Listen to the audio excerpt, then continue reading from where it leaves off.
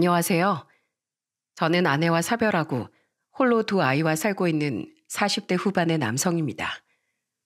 살면서 누군가에게 커다란 은혜를 입는다는 일이 흔한 일은 아닐 거라고 생각해요. 그리고 사람들은 은혜를 입을 걸 생각하며 살아가는 존재도 아니죠. 은혜를 입는다는 것은 반대로 말하면 누군가는 힘든 상황에 처했다는 걸 뜻하니까요. 그러니 힘든 상황이 아니라면 은혜를 입는 일도 일어나진 않는 거겠죠. 저는 정말로 갚을 길 없는 커다란 은혜를 입은 적이 있습니다. 오늘의 사연은 바로 제가 겪은 그 은혜와 관련된 일입니다. 아무도 관심을 주지 않았던 저에게 관심과 사랑을 준 한 존재. 그분과 그분의 상냥한 가족들에 관한 이야기를 들려드리고 싶습니다. 그들의 아름다운 마음씨를 저 혼자만 알고 있기가 너무나 아깝기 때문이죠. 그럼 본격적인 사연 이야기를 시작해 볼게요. 저는 남들보다 화목한 가정에서 유년 시절을 보냈습니다. 바쁘지만 언제나 저희를 위해 시간을 내어주시는 자상한 아버지, 저와 여동생에게 항상 사랑한다는 표현을 해주며 안아주시는 상냥한 어머니, 어리광이 심하지만 그래도 사랑이 많은 여동생까지 무엇과도 바꿀 수 없는 소중한 가족이었죠.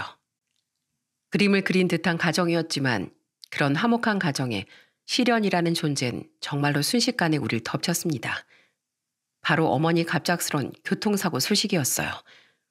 당시 16세 저는 학교에 있었고 그 비극적인 소식을 학교에서 접하고는 쉬지 않고 뛰어 병원으로 향했습니다. 즉사라고 했습니다. 병원으로 옮길 땐 어머니가 이미 사망하셨다는 말에 저는 무너졌고 아버진 제 앞에서 눈물을 꾹꾹 참으려 애쓰셨지만 결국 어린아이처럼 엉엉 울어버리셨죠.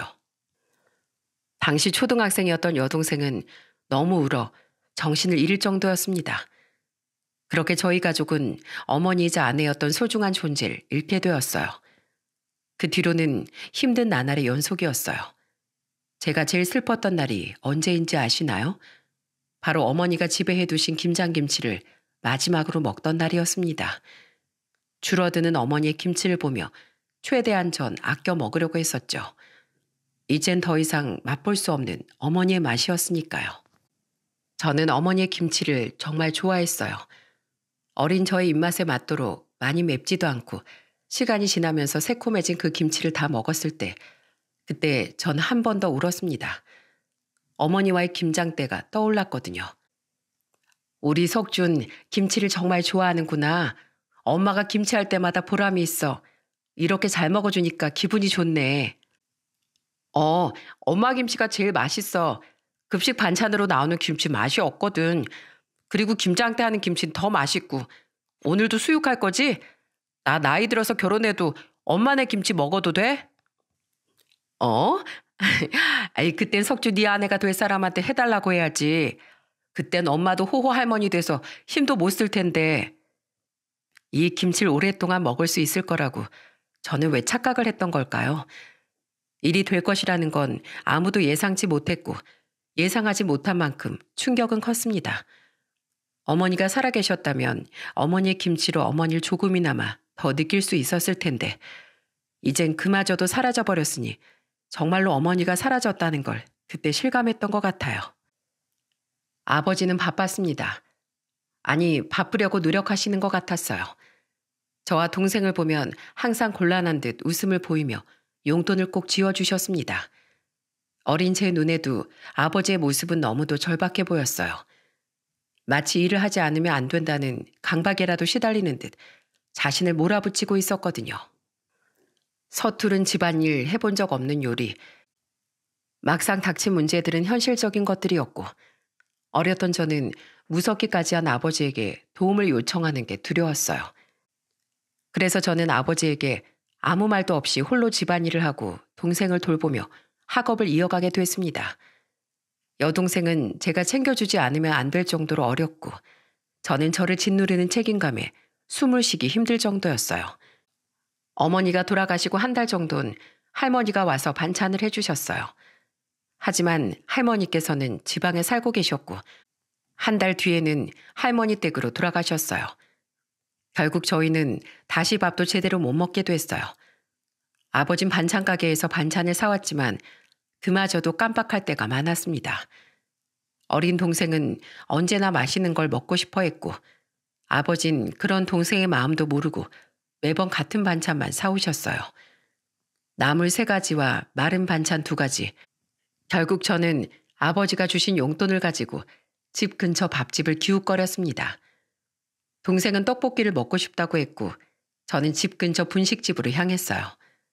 분식집 아주머니는 저희 사정을 알고 계셨고 저희에게 떡볶이 대신 아주머니가 직접 만들어 드시는 집밥을 해주셨어요. 따뜻한 흰쌀밥에 먹음직스러운 빨간 김치, 그리고 구수한 된장찌개와 계란말이에 진미채 볶음까지 어디에서나 볼 수 있는 그 밥반찬들이 얼마나 맛있던지요. 처음엔 소극적으로 밥술을 뜨던 저희들은 밥맛에 반해 서로 반찬을 뺏길세라 눈치 보며 열심히 밥을 먹었어요. 어머니가 돌아가시고 처음으로 어머니의 밥처럼 맛있는 밥을 먹으니 눈물이 핑 돌더라고요. 따뜻한 밥 먹고 싶으면 우리 집에 와서 먹어. 학생 어머니가 우리 집에서 떡볶이 많이 사갔어. 애들이 좋아한다고. 그러니까 입맛에 맞으면 자주 오렴. 고맙습니다. 그런데 저흰 돈이 많지 않아요. 매번 이렇게 먹는 건. 돈? 아휴, 그런 거 받는 거 아니야. 그리고 지금 먹는 것들은 아줌마가 먹으려고 놔둔 거라서 돈 안 내도 돼. 그리고 많이 힘들지? 혹시 아버지한테 묻기 힘든 일 있거나 곤란한 일 있으면 언제든지 아줌마 찾아와. 내가 해결해 줄 수 있는 거면 해결해 주고 안 되면 도움 될 수 있는 다른 사람도 찾아봐 줄 테니까. 아주머니는 왜 저희한테 이렇게 친절해요? 어? 난 이게 당연한 거라고 생각하는데 너희는 아직 어리잖니. 아이들은 원래 어른들 보살핌을 받는 법이야. 그러니까 괜히 미안하다고 사양하지 말고 힘든 일 있으면 찾아와. 알겠지? 그 말들이 그 당시 저에게 얼마나 큰 힘이 되었는지 모를 거예요. 게다가 그 말대로 아주머니는 둘째 딸과 나이가 똑같은 초등학생 동생을 자주 봐주셨어요. 제가 보겠다고 말씀드려도 아주머니는 괜찮다며 저에게 조금이라도 좋으니 친구들과 시간을 보내고 오라고 하셨죠. 제가 친구들과 거리가 멀어져 겉돌게 될까 걱정하신 것 같았습니다. 그 배려가 얼마나 고마웠던지 아침 저녁 동생을 돌보느라 힘든 제게도 숨통이 트이는 그런 순간이었어요. 한창 친구와 놀고 싶은 제가 동생 때문에 매번 포기해야 하는 일이 생길 때마다 제 안에선 반항심이 자라고 있었거든요. 그걸 눈치채신 것인지 아주머니는 제가 또래 친구들과 놀 수 있게끔 해주셨어요.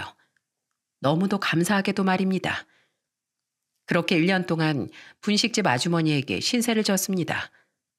하지만 이별의 순간은 언제나 그렇듯 또 순식간에 다가왔죠.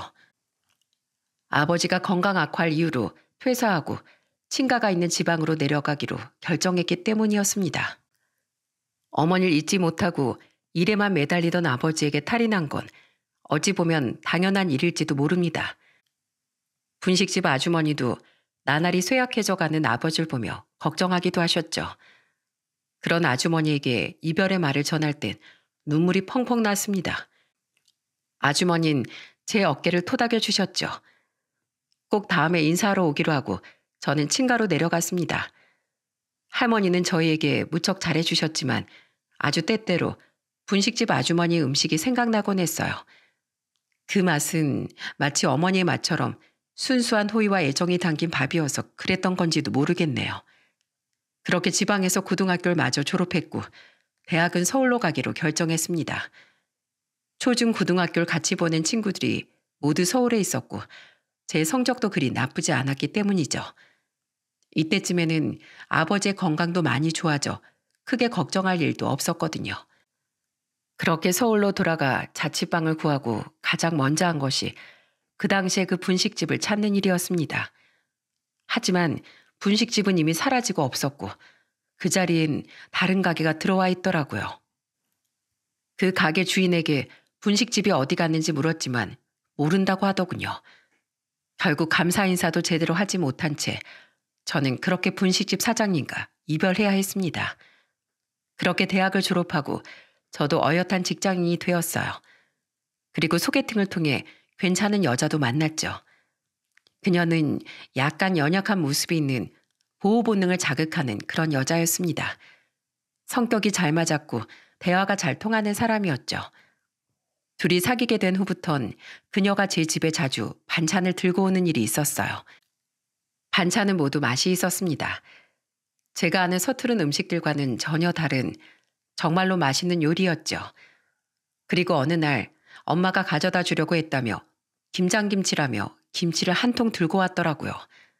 아무 생각 없이 김치를 열어 맛을 보는데 깜짝 놀랐습니다. 제가 항상 그리던 김치와 반찬의 맛이었거든요. 허겁지겁 밥을 먹는 걸 보던 여자친구가 웃으며 그러더라고요. 며칠 밥 굶은 사람 같다고 말입니다. 지금 생각해보면 밥을 굶은 게 아니라 애정에 굶주렸던 것 같아요.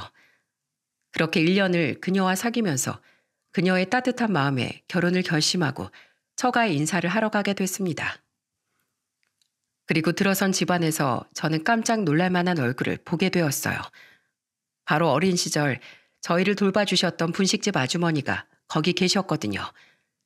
제가 깜짝 놀라서 아주머니하고 소리치자 아주머니는 자세히 제 얼굴을 보니 그제야 기억이 난 듯 아이고 하며 제 손을 덥석 잡아주셨어요. 여기서 뵐 줄이야. 정말 감사했습니다. 그 따뜻한 밥 덕분에 이렇게 한 사람 몫은 하는 사람으로 클 수 있었어요. 정말로 감사합니다.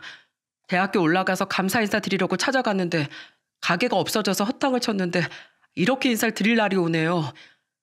그래, 아이고 정말로 인연이라는 게 이렇게 신기하지. 그때 그 어린 소년이 이렇게 커서 내 딸 사윗감으로 올 줄은 정말 몰랐어. 그때도 어린 동생 돌보는 그 책임감 있는 모습에 참 잘 크겠구나 싶었는데 이렇게 보니 그때 내 눈이 틀린 게 아니었네. 그리고 너무 고마울 것 없어. 잘 컸으니 다행이지. 애들은 어른들 도움 받으면서 크는 거야. 그게 정상인 게지. 내가 아닌 누구라도 자네를 도와줬을 거야. 그래도 이렇게 사이로 보니 더 반갑네. 그 기뻐하는 모습을 보니 저도 기분이 좋았습니다. 이제야 그녀가 가져온 반찬이 제 입에 어째서 그렇게 꼭 맞았는지를 알겠더라고요. 저와 아주머니 관계에 놀란 건 그녀였습니다. 엄마가 매번 나 사윗감을 하고 싶다던 사람이 오빠였어? 세상에, 난 엄마가 그런 말 할 때마다 주책이라고 막 그랬는데 진짜 인연이라는 게 어떻게 될지 모르는 거네. 근데 왜 난 오빠를 한 번도 본 적이 없었지? 그때 너 가게에 또래 남자아이들이 있으면 부끄럽다고 안 나왔잖니. 사춘기가 심하게 왔었지. 그래도 이 엄마가 말한 대로 됐지? 근데 너무 좋다 이런 거. 엄마랑 오빠가 친한 사이라니 너무 보기 좋아. 아, 그럼 여동생도 잘 지내? 동생이랑 친하지 않았어? 저희는 그날 옛 이야기를 하며 정말로 많은 이야기를 나누었습니다. 그리고 일사천리로 결혼식 날짜가 잡히고 우리는 결혼을 하게 됐어요. 제 아버지도 이 기막힌 인연을 전해 듣고는 신기하실 정도였죠. 그리고 상견례 때 장모님과 만나 그때 저희 남매를 많이 신경 써준 것에 대해 감사 인사를 전했어요. 정말로 양가의 축복 속에서 저희는 결혼을 했습니다. 아내와의 결혼 생활은 정말로 충만하고 행복한 시간들 뿐이었어요. 딸과 아들 낳고 힘들게 아이를 키우면서도 아내 얼굴에 웃음이 사라진 날은 없었습니다. 그리고 저는 아내의 그 웃음을 지켜주는 것이야말로 제가 해야 할 일이라고 생각했죠. 육아휴직이라는 건 쓰지 못해도 아이들을 위해 저녁 시간을 할애하고 아내에게는 저녁 휴식 시간을 주고는 가끔씩 힘들어하기도 했지만 그럴 때마다 장모님이 오셔서 맛있는 보양식을 해주시곤 하셨습니다. 우리 김서방은 밥을 참 복스럽게도 잘 먹어. 그래서 내가 밥 해줄 맛이 나는 거야. 오늘은 삼계탕 해놓고 갈 테니 다음에 뭐 먹고 싶은지 슬쩍 말해줘. 바쁜 딸 대신에 내가 후다닥 만들어서 갖다 주고 갈게. 장모님, 감사합니다. 그리고 한 며칠만 있다 가시면 안 될까요? 우리 와이프 밥도 진짜 맛있는데 장모님 솜씨 따라가려면 아직 좀 멀었거든요. 오신 김에 조금만 더 계시면서 맛있는 밥 해주시고 아이들 재롱도 보고 가시면 좋을 것 같은데요. 아이고, 딸 집에 오래 있으면 못 써. 주책 바가지 장모가 될 수는 없지. 애들 재롱은 보고 싶긴 한데 그건 다음번에 우리 집 오면 볼 테니까 한번 들르게. 알겠지? 그러면서 항상 오시자마자 내려가기 일쑤였습니다. 그럴 때마다 저는 집에 모셔다 드리며 아내 몰래 봉투에 용돈을 넣어 가방에 몰래 넣어드리곤 했습니다. 나중에 발견하고 전화가 오시면 그렇게 일품 요리 먹었는데 살해를 안 하면 제가 너무 염치 없으니 꼭 받아달라고 부탁했죠. 그러면 장모님은 실없다는 듯 웃으시고는 그 돈으로 애들 장난감이나 옷을 사주시곤 했어요. 제가 장모님에게 잘하는 것만큼 아내는 제 아버지도 잘 챙겨주었습니다. 먼 곳에 계신 아버지를 잊지 않고 한 달에 한 번, 못해도 두 달에 한 번은 꼭 본가로 내려가 식사를 대접하고 반찬도 갖다 드리고 왔습니다. 그때는 할머니도 돌아가셔서 아버지뿐이시라 아버진 정말 좋아하셨어요. 특히 장모님표 김장김치는 아버지도 무척 좋아하셨죠. 처가댁의 김장에는 장모님과 아내, 처제, 셋이 모여서 엄청난 양의 김치를 만들었습니다. 처음에 김장하는 걸 봤을 땐 엄청난 양을 보고 깜짝 놀랐었죠. 그리고 그 해부터 매년 저는 처가댁에서 하는 김장에 꼭 참석했어요. 여자 셋이서 그 많은 양을 들었다 놨다 하는 게 한눈에 봐도 힘들어 보였으니 옆에 있으면서 다른 거 몰라도 힘쓰는 일은 제가 꼭 도와줄 수 있을 거라 생각했거든요. 그렇게 매년 참석하니 처음에는 괜찮다 하시던 장모님도 그 다음부터는 제가 오는 걸 반기셨습니다. 그리고 김치와 수육이 완성되면 집에 계신 아버님보다도 제 입에 먼저 김치와 수육을 넣어주셨어요. 그 맛이란 지금 떠올려도 입안에 군침이 돌 만큼 잊을 수 없는 맛이었죠. 그리고 장모님의 행동을 유심히 지켜보던 처제가 웃으면서 그러더군요. 엄마, 아무리 사위사랑은 장모님이라고 하지만 형부한테 너무 잘해주는 거 아니야? 나중에 내 남자친구 데려오면 왠지 비교될 것 같은데 차별하면 안 돼? 알았지? 글쎄다. 둘째 사위 하는 거 봐서 네 형부처럼 자진해서 김장하는 데 와서 일 도와주는 남자 만나면 내 생각은 해보마. 근데 그런 남자가 잘 없더라. 여기 봐라. 너희 아버지도 김장된 도망갔다가 수육 완성되면 돌아오기 바쁘지 않니? 장모님은 그렇게 웃으며 저를 더 챙겨주곤 하셨어요. 정말로 이런 소소한 행복이 영원할 거라고 생각했어요. 나이가 달라지면 달라지는 대로, 상황이 바뀌면 바뀌는 대로. 그럼에도 이 가족의 따뜻함과 화목함은 변함없을 거라고 생각했지만 현실은 그리 마음대로 되는 게 아니더군요. 애 둘을 낳고 몸매 관리에 실패했다던 아내가 돌연 다이어트를 선언하며 운동을 시작했습니다. 저는 애 낳기 전 말랐던 아내의 모습보단 애 낳은 후에 조금은 통통한 모습이 더 마음에 들었어요. 그래서 운동을 반대했지만 아내는 웃으며 그건 자기 생각이라며 다이어트에 대한 의지를 다졌죠. 그런데 운동을 하고 나서 아프다는 말을 하더군요. 운동과 벽을 쌓았던 아내였기에 처음 시작하며 생기는 근육통이라고 생각한 제가 웃으며 말했습니다. 그거 근육통이야. 처음 운동 시작하고 나면 몸살하듯이 아프거든.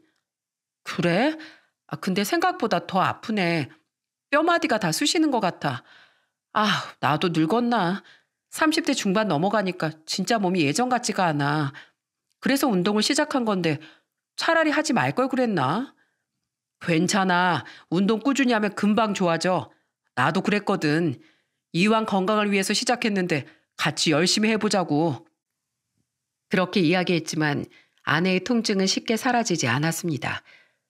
계속 아프다는 말에 우리가 비전문가라서 몸을 잘못 써서 그런 건 아닐까 하는 생각에 헬스장에 데리고 가기도 했습니다.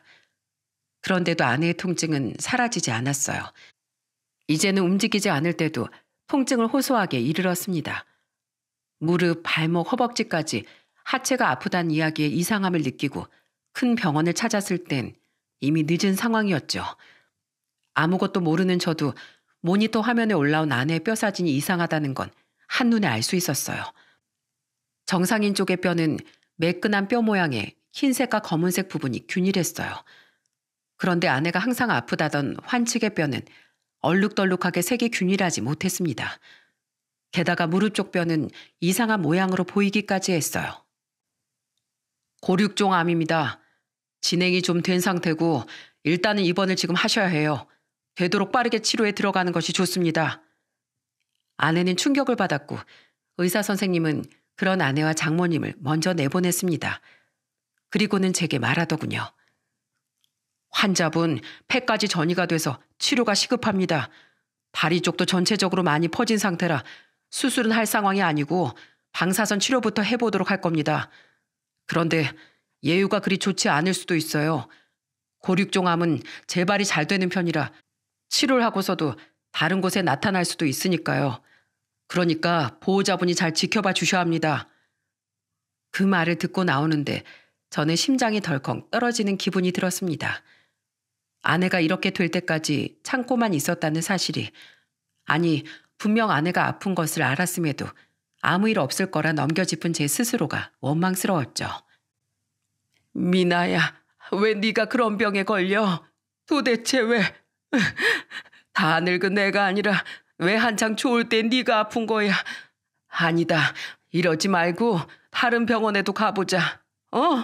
아닐 수도 있어. 오진일 수도 있잖니. 그러니까 우리 다른 큰 병원 한 번만 더 갔다 오자. 엄마, 벌써 여기서도 몇 번이나 검사했어. 그리고 나 치료받을 거야. 내가 우리 가족을 놔두고 어딜 가. 나 안 죽어. 엄마, 아빠, 우리 남편, 아이들, 동생 놔두고 안 가. 그러니까 엄마도 너무 걱정하지 마.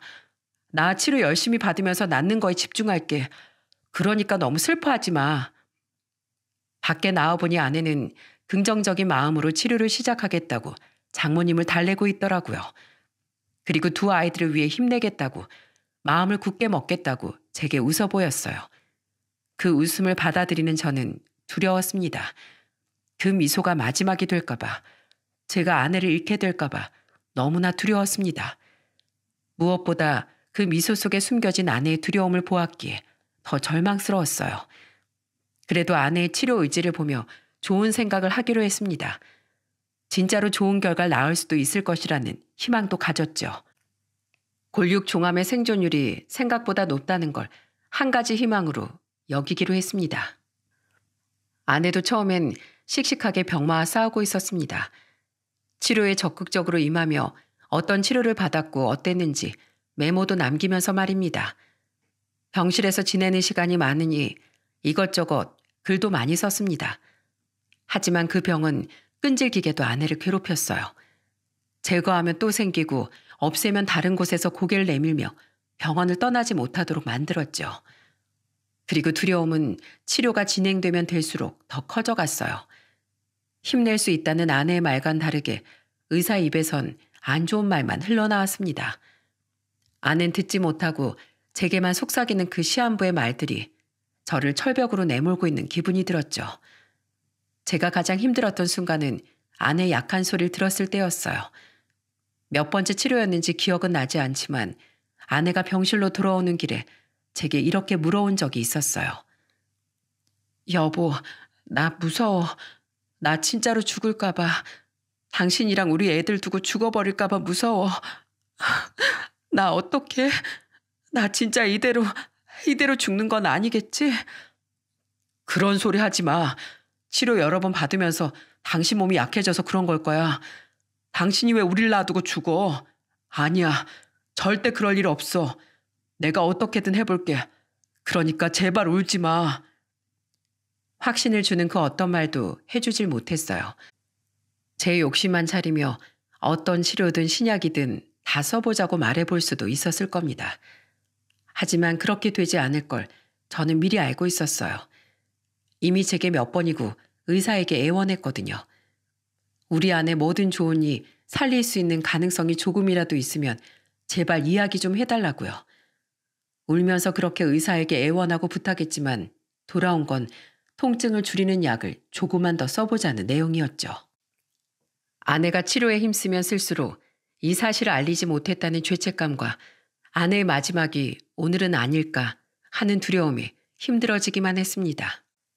게다가 막대한 병원비 때문에 일을 쉬지도 못했던 전 어린 두 아이들을 보살피는 것마저도 버거웠습니다. 그제서야 어머니가 돌아가시니 후에 아버지가 왜 그렇게 힘들었는지 실제로 이해하게 되었어요. 평소엔 잘만 돌아가던 잔머리도 돌아가지 않고 저는 그냥 멈춰 있었죠. 그때 장모님이 저희 집에 와서 제게 이렇게 말씀하셨어요. 김서방, 내가 애들을 돌봐주겠네.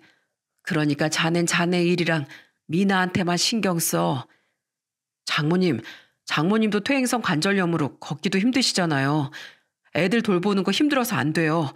제가 그냥 애들까지 잘 볼게요. 관절염은 약만 잘 먹으면 덜 아파. 그리고 애들이 깐난쟁이도 아니지 않은가. 내가 잘 돌볼 테니 자넨 자네 몸도 좀 추스르고 해. 내가 전에도 말했듯이 아이들은 어른들의 보살핌으로 크는 거지. 난 자네가 내 딸을 포기하지 않는 것만으로도 그저 고마운 마음뿐이야. 자네도 힘들 텐데 이렇게 미나 병간호하는 걸 내가 보고 있으니 안쓰러워서 그래. 아이들은 걱정하지 말게. 그 말에 저는 고개를 숙일 수밖에 없었습니다. 은혜를 갚을 일만 남았을 줄 알았는데 이렇게 또 은혜를 잊게 될 거라곤 생각 못했으니까요. 그래도 그렇게 장모님께 아이들을 맡기고 나니 그래도 제가 행동하기가 더 편해졌습니다. 저는 낮에는 일을 하고 밤에는 아내의 간병을 했어요. 하지만 아내의 몸에 걷잡을 수 없이 퍼진 암은 잡히지 않은 채 결국 전이의 전이를 거듭하며 아낸 그만 하늘로 떠나고야 말았습니다. 그리고 아내의 사망을 알리는 의사의 말에 저는 장모님의 얼굴을 뵐 수가 없었죠. 슬프기도 한없이 슬펐지만 모든 게 제 탓인 것만 같아 장모님에게 얼굴을 들 수가 없었어요. 나와 만나지 않았다면, 나와 결혼하지 않았다면, 운동을 시작하지 않았다면, 그랬다면 이런 일이 벌어지지 않았을지도 모른다는 생각이 제 머릿속을 맴돌았습니다. 그렇게 아내의 장례식에서 저는 스스로 자책하며 장모님께 고해성사하듯 말했어요.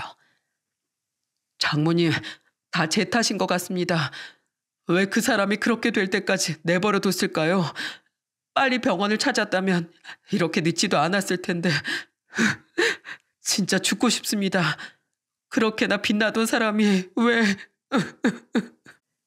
자네가 딸아이의 병을 알고 얼마나 노력했는지 내가 모르는 줄 아는가?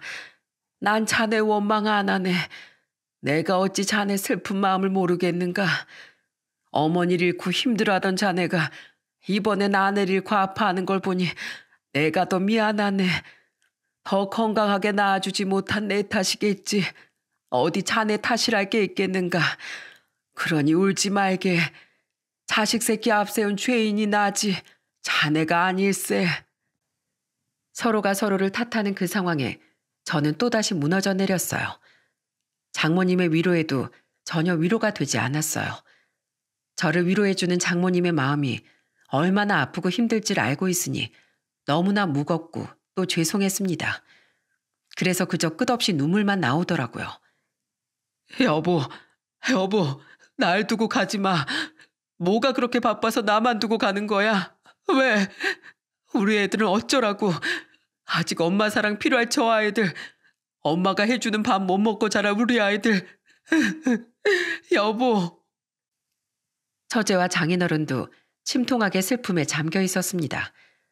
이렇게 슬퍼해주는 사람이 많은 걸 보면 제 아는 정말로 많은 사람들에게 사랑을 받은 사람임이 틀림이 없었어요.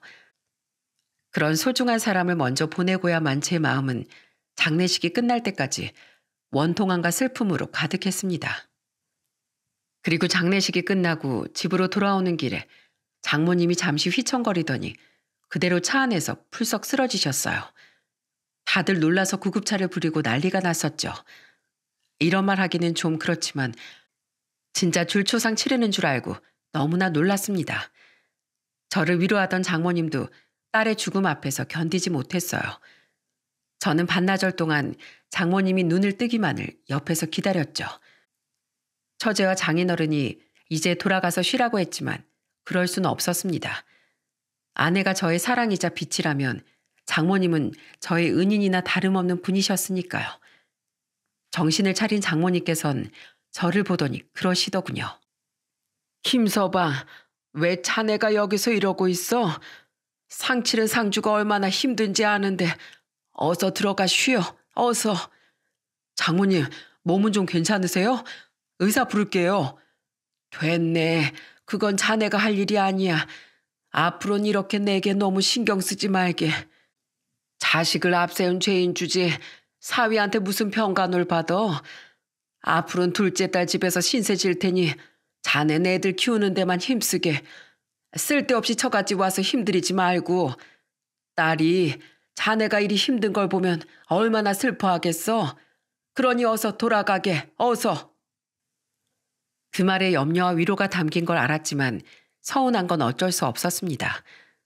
그리고 그 마음도 이해가 가더군요. 장모님이 벌써부터 저의 앞날을 걱정하는구나 싶었어요. 장모님, 그럼 가보겠습니다. 걱정해 주셔서 감사합니다. 정리되고 다시 찾아뵐게요. 그때까지 몸 건강하게 몸조리 잘하십시오. 언제라도 제가 필요하면 부르세요. 제가 장모님 든든한 첫째 사위 아닙니까? 그렇죠? 제 말에도 장모님은 고개를 돌리고 절 쳐다보지 않으셨어요. 그래도 괜찮다고 생각했어요. 병실에서 나오니 처제가 그러더군요. 엄마 저러시는 거 다 형부 걱정해서 그런 거예요.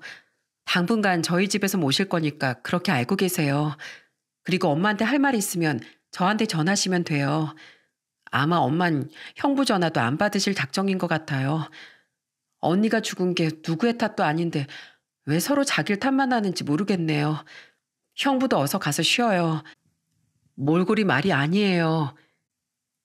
처제의 위로의 말을 들으며 저는 집으로 돌아왔습니다. 아내의 물건을 정리하는데 노트가 하나 나오더군요. 아내가 병중에 써둔 메모와 일기 같은 것들이었어요. 그걸 펼쳐보기까지 시간이 많이 필요했습니다. 큰맘 먹고 읽기 시작하는데 그 안에는 아내의 그간의 아픔과 슬픔, 분노와 체념이 고스란히 들어있었죠. 병에 걸리고 나서 놀랐던 일과 아이들을 위해 힘내겠다는 다짐, 치료를 받을수록 힘이 든다는 고백과 이제는 그만하고 싶다는 문장까지. 그 글에 저는 오열했습니다. 아내가 어떤 심정으로 치료를 받았는지 알고 나니 저의 슬픔 따윈 어리광처럼 느껴졌어요. 그럼에도 언제나 글 끝에는 저와 아이들, 가족에 대한 절절한 사랑으로 마무리되어 있었습니다. 그렇게 전 아내를 보내주느라 생각보다 긴 시간을 할애하고 있었어요. 그러면서 그 뒤로 장모님과 연락은 되지 않았습니다. 처음엔 시간이 지나면 다시 연락을 받아줄 거라 생각했는데 정말 무슨 작정을 하셨는지 연락을 아예 받아주지 않으셨어요. 그래도 매년 김장을 하고 난 뒤 1월이면 김장김치를 보내주셨습니다. 처제의 집 주소로요. 첫해 그 김치를 받고 서글픈 마음이 들더라고요. 제가 도와드리지 않아도 김치가 만들어졌다는 사실에 너무나 허전한 기분이 들었거든요. 마치 연락은 받지 않겠으니 이것만으로 만족하라는 듯한 김치가 못내 야속하기까지 했습니다. 그리고 아내가 죽은 지 9년의 시간 동안 장모님은 한 해도 빠짐없이 김치를 보내주셨어요. 여전히 저를 기억하고 계신다는 생각으로 기쁘기도 했지만 저와의 연락은 계속 피하고 계시니 원망스럽기도 했습니다. 게다가 무엇보다 연락도 안 되는 처가의 김치만 받고 있으니 죄송한 마음도 들고 염치 없는 짓이 아닌가 하는 생각도 들었죠. 그렇게 9번째 김장김치가 저희 집에 도착했을 때 저는 연락조차 하지 않은 채 김치만 보내는 상황에 마음도 상했고 또 걱정도 되는 마음에 처제에게 전화를 걸었어요. 아, 형부, 오랜만이네요. 웬일이세요? 아, 김치 잘 받았다고 전화했어. 그리고 장모님, 여전히 내 연락은 안 받는 것 같아서 처제한테 뭐 좀 물어보려고 전화했어. 혹시 장모님 연락처 가르쳐 줄 수 없어? 갑자기 엄마 연락처는 왜요? 여태까지 잘 지내셨잖아요. 아, 혹시 새로운 분이 생기셨으면 그냥 엄마한테 이야기 안 해도. 처제는 무척 당황한 목소리였어요. 갑자기 연락이 없다가 연락한 제게 놀랐을 법도 하죠. 이때까지 연락을 참은 건 장모님의 마음을 이해하기 때문이었으니까요. 그렇지만 언제까지고 이렇게 살 수는 없는 노릇이었습니다. 저희는 가족이었고 이렇게 아내가 사라졌다고 사라질 인연도 아니라는 걸 모두가 잘 알고 있었으니까요. 그런 거 아니야. 정말로 감사 인사 드리고 싶어서 그래. 처제는 혹시 알고 있어? 장모님이 내 연락 안 받는 이유. 혹시 아내를 지키지 못한 날 원망하고 있는 거라면 나도 두 번 다시 연락할 생각 없어. 아내를 죽게 만든 사이가 꼴 보기 싫을 수도 있지. 그런데 아무것도 모른 채 연락을 끊는 건 좀 아니잖아. 이야기라도 할 수 있게 좀 해줘. 도대체 왜 연락이 안 되는 거야? 애들도 외할머니 무척 보고 싶어 해. 내가 뭘 알아야 이야기를 하지. 형부, 엄마 전화긴 이제 없어요. 엄만 형부를 만나고 싶어 하지 않으니까 할 말 있으면 영상 찍어서 저한테 보내주면 제가 엄마한테 보여줄게요. 그렇게 처제의 전화를 끊고 저는 영상을 준비했습니다. 아이들까지 대동해서 장모님에게 하고 싶은 말을 꺼냈죠. 장모님, 김서방입니다. 다른 게 아니라 이젠 연세도 있으시고 몸도 안 좋으시니 김장김치는 그만 보내주셔도 됩니다. 저는 다른 거 안 바래요. 장모님이라도 오래오래 건강히 사시기를 바라죠. 그리고 저를 원망하는 마음도 전 다 이해합니다. 그래도 이렇게 인연을 끊고 싶진 않으니 꼭 연락 한번 주세요. 못 오시는 거면 제가 갈게요. 그렇게 말하고 나서 아이들에게 영상을 찍도록 했습니다. 두 아이들은 영상을 향해 환하게 웃으며 외할머니 보고 싶어요 하고 큰 소리로 말했습니다. 저는 이 영상을 그대로 처제에게 보냈습니다. 곧바로 연락이 올 거라는 제 예상과는 다르게 처제는 며칠 뒤에 연락이 왔어요. 목소리가 울먹거리는 것이 이상한 기분이 들었습니다. 그리고는 잠시 이쪽으로 올 수 있겠냐고 하더군요. 울먹거리는 처제가 신경 쓰였지만 장모님이 어떤 모습이라도 저를 만날 수 있도록 허락했다는 게 마음이 벅찼던 전 빨리 준비해서 처제를 만나러 갔습니다. 그리고 그곳에 앉아있던 처제의 눈시울이 붉게 번져 있는 걸 확인했어요. 저는 순간 굳어져 버렸습니다. 제가 생각하는 일이 아닐 수도 있다는 걸 눈치챘거든요. 처제가 제게 자신의 폰을 건네며 보여주었어요. 그 폰에는 장모님의 얼굴이 찍혀 있더라고요. 재생 버튼을 누르자 장모님의 음성이 흘러나왔습니다. 얘, 안 찍는데도 왜 이렇게 귀찮게 굴어? 안 해, 저리 치워. 엄마 고집대로 형부한테 모집말하고 떼어놓으려고 했으니까 수습도 엄마가 해. 내가 아무리 백날 이야기해봐야 형부가 이해할 수 있을 것 같아? 그러면 전하지 않으면 그만 아니냐. 왜 이렇게 사람을 힘들게 해? 그렇지만 형부도 알아야지. 엄마가 왜 이렇게 모질게 구는지. 형부가 불쌍하지도 않아? 형부한테 다른 좋은 사람 생기면 그때 내가 보여줄게. 그러면 형부도 마음의 짐을 좀 놓을 거 아니야. 꽤나 긴 처제의 설득이 이어지고서야 장모님의 얼굴이 영상에 또렷이 비치기 시작했어요. 김서방, 날쌔, 자네 장모, 이런 건 안 하려고 했는데 자네 처제가 아주 난리라 이렇게 말을 한번 해보네. 이 영상을 자네가 안 보는 게 제일 좋지만 그래도 본다면 우선 자네를 미워해서 그런 게 아니라는 걸 알아주게. 난 그냥 자네가 걱정됐을 뿐이야. 자네 아버지가 자네 어머니를 잃고 어떤 시간을 보냈는지 옆에서 지켜봤으니 말이지. 난 자네가 혼자 있을 것이 두려워. 조금이라도 빨리 다른 사람을 찾아 떠나지 않으면 딸아이의 죽음은 자네를 짓누르는 또 다른 돌이 되겠지. 그때 내가 자네를 처음 만났을 때처럼. 그래서 우리 가족이란 존재가 자네의 발목을 잡을까 봐 걱정했네. 그래서 모질게 대한 것이야. 그러니까 꼭 좋은 사람 만나서 다시 행복한 가정을 이루도록 노력하시게나. 간 사람은 갔지만 산 사람은 또 살아야 하지 않은가. 그러니 너무 슬퍼하지 말라는 이야기네. 거기까지 말하고 나서 장모님은 영상을 끄려고 했고 처제가 다시 그걸 막았습니다. 김치 이야기 해줘야지. 그거 나중에 형부가 물으면 나도 답할 게 있어야 하잖아. 그래, 김치. 자네가 알게 될진 모르겠지만 얼마 전부터 내가 기력이 좋지 않어. 병원 신세를 지게 됐네. 그래서 우리 둘째한테 김장 방법을 다 알려줬어. 미나가 죽기 전에 자네 걱정을 얼마나 했는지 모를 거야. 엄마 김치 없으면 밥 못 먹는 사람이라고 김장 김치만으로도 매년 보내달라는 말에 내 억장이 무너져서 네가 해주면 되지 하고 말했건만 결국엔 내가 이리 해주게 되었네. 혹시라도 내가 자네를 원망할 거란 생각은 하지도 말게. 난 자네의 힘든 날을 다 보았던 사람이야. 자네가 얼마나 우리 딸을 사랑하는지, 우리에게 진심으로 대해주었는지 모를 수가 없지. 내가 자네 얼굴 보고 말하고 싶었는데 자네 얼굴을 보면 또 미나 생각에 붙잡을 것만 같아서 내 말도 못하고 이러고 있네. 우리 사위 고맙고 사랑하네. 우리 딸을 행복하게 해줘서 너무 고마워. 그 영상을 보며 저는 눈물이 핑 도는 걸 겨우 참았습니다. 장모님의 진심을 알게 돼서 너무나 기뻤고 장모님이 얼마나 절 아끼는지 알게 되어 고마웠습니다. 저는 처제에게 말했어요. 처제, 장모님 지금 어디 계셔? 내가 가서 직접 뵙고 말씀 좀 드려야겠어. 그 말에 처제의 입술이 삐죽거리더니 눈시울이 다시 붉어지더군요.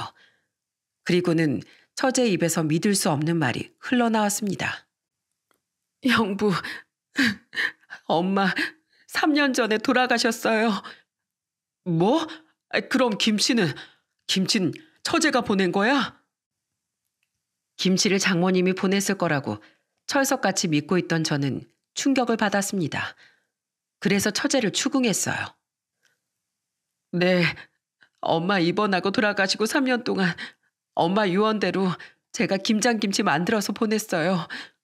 형부 연락 왔을 때 형부한테 좋은 사람이 생겼다는 소식이 있으면 이제 김치도 안 보내려고 했는데 형부 영상 보고 너무 힘들어서 엄마도 하늘에서 형부가 오해하고 있으면 마음 아플 것 같아서 미리 제가 찍어둔 영상 편집 보여드리는 거예요. 그 말에 저는 오열했습니다. 제 평생의 은인이라 불러도 모자랄 장모님을 이렇게 허망하게 보냈다니. 왜 아무도 제게 말을 하지 않았는지 화가 나서 처제에게 말했어요. 그런 일이 있었으면 전화를 했었어야지. 어떻게 장모님을 그렇게 보내. 내가 가는 길 보살펴드렸어야 하는데 내가 받은 이 은혜를 갚을 수도 없이 어떻게. 저도 연락하고 싶었어요. 그런데 엄마의 마지막 유언이셨어요. 형부가 죽음을 너무 많이 겪었다고요. 그리고 겨우 마음 잡고 살고 있는 형부에게 더 이상 피해를 끼치고 싶지 않고 싶다고 하셨어요. 엄만 그런 분이셨어요.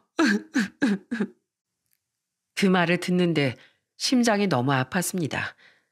장모님의 그 큰 사랑이 전해졌기 때문에 더 슬펐죠. 가는 길 살펴드리지 못한 못난 사이가 장모님 연락 없다며 처제를 추궁하러 나온 꼴을 보면 얼마나 슬프실까. 저는 처제의 전화 속에 있는 장모님의 사진을 끌어안고 펑펑 울었습니다. 그 큰 사랑을 온 몸으로 느끼며 온 몸으로 울었어요. 그리고 그 뒤에 처제와 함께 장모님이 묻힌 곳으로 함께 갔습니다. 장모님은 자신을 납골당에 모셔달라고 했다고 해요.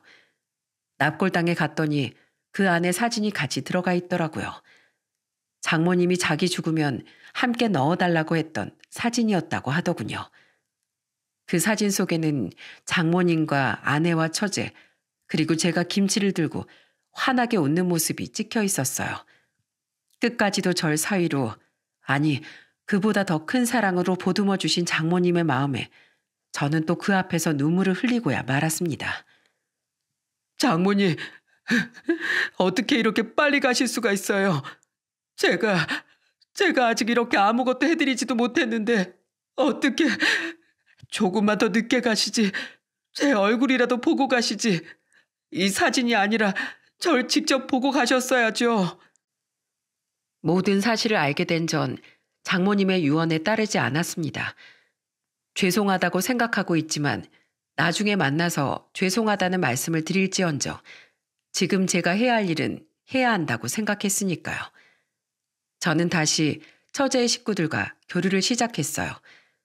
그리고 김장철에는 아이들을 데리고 처제 집에 가서 김장김치를 담고 있어요. 아직은 서툴러서 맛도 생각처럼 나오지 않고 뒤처리도 엉망이지만 익숙해지면 장모님과 아내가 해주었던 것처럼 맛 좋은 김치가 나올 거라 생각하며 열심히 배우고 있답니다. 처제가 혼자서 하겠다는 걸 저도 매년 얻어먹으니 일하는 게 당연하단 이유로 열심히 참석하고 있죠. 처제도 3년 동안 혼자 하면서 사실은 많이 힘들었다고 하니 이제는 제가 도와주고 김치도 많이 얻어올 생각입니다. 그리고 김치를 만들고 나면 예전에 장모님이 살아계시던 때처럼 수육과 김치를 먹으며 저녁을 보내고 있어요. 예전엔 제가 가장 많이 얻어먹었는데 요즘에는 우리 아들이 저보다 더 이 김장김치를 좋아하게 됐어요. 제 입맛을 닮은 건지 아니면 처가댁의 입맛을 닮은 건지 모르겠습니다만 우리 아들을 위해서라도 열심히 김치 만드는 법을 익히고 있습니다. 그리고 매년 지내던 아내의 제사에 장모님의 제사도 빠짐없이 챙기기로 했어요. 그리고 혹시라도 장인어른이 돌아가시면 그것도 같이 가져와서 다 같이 묶어서 지낼 생각입니다. 처가댁엔 딸만 둘이라 제사를 지내기 힘들어서 맡겨뒀다고 하길래 제가 가져오기로 했어요. 가는 길 보살펴 드리지 못한 못난 사이가 제사라도 번듯이 지내줘야 할 것 같았거든요. 그리고 제가 받은 은혜를 어떤 식으로든 보답하고 싶은 마음이 컸습니다. 어린 시절 제게 관심과 애정을 베풀어준 장모님과 온 힘을 다해 저를 사랑해준 아내에게 이제 보답할 방법이 남지 않았음이 너무 아쉽네요. 살아있을 때 더 잘해줬어야 했는데 왜 잃고 나면 언제나 후회가 되는지 모르겠습니다. 처제는 여전히 절 설득하려고 노력 중이에요. 매번 새로운 여자를 만나라며 좋은 사람 만나서 애들한테 엄마를 만들어주라고 해요. 하지만 제겐 아내도 하나뿐이고 장모님도 하나뿐입니다. 그리고 그 깊은 사랑과 헌신을 겪었는데 다른 사람이 마음에 들어올 리가 있나요? 제게는 최고의 아내와 최고의 장모님이 이미 제 마음속에 존재하고 있으니까요. 은혜를 베풀어주는 건 더 많은 행복을 가져온다는 말이 있습니다. 분명히 저희 장모님은 아마 제게 은혜를 베풀었다는 생각조차 못하셨을 겁니다. 그분에게 그 행위는 그저 마음속에서 우러난 당연한 일이었을 뿐이겠죠. 하지만 그로 인해 저는 자포자기로 살지 않았고 한 사람분의 어엿한 사내가 되었습니다. 그리고 장모님 덕분에 아내와 행복한 삶을 살 수 있었죠. 아마 제가 누리고 있는 이 행복은 장모님이 베풀어 주신 은혜 때문이 아닐까 하는 생각을 하게 됩니다. 만약 장모님이 살아계셨다면 여쭙고 싶은 것이 하나 있어요. 장모님, 제게 베푸신 은혜 덕분에 저는 이렇게 행복해졌는데 장모님은 저와 아내로 인해 행복해지셨나요? 이제는 더 이상 답을 들을 수도 없지만 장모님께서 납골당에 넣어달라고 했던 사진을 보면 장모님도 저희와의 시간을 행복하게 생각하셨던 것 같아 마음이 조금은 편해집니다. 여러분, 시작이 있다면 끝이 있는 것이 당연하듯 계절이 변하는 것이 당연하듯 사람은 언젠가 헤어짐을 겪게 되어 있어요. 그 헤어짐의 순간에 후회하는 사람이 되지 않으려면 최선을 다해 상대방을 아껴주고 사랑해주세요. 제 긴 글 읽어주셔서 정말 감사합니다. 모두 행복하세요.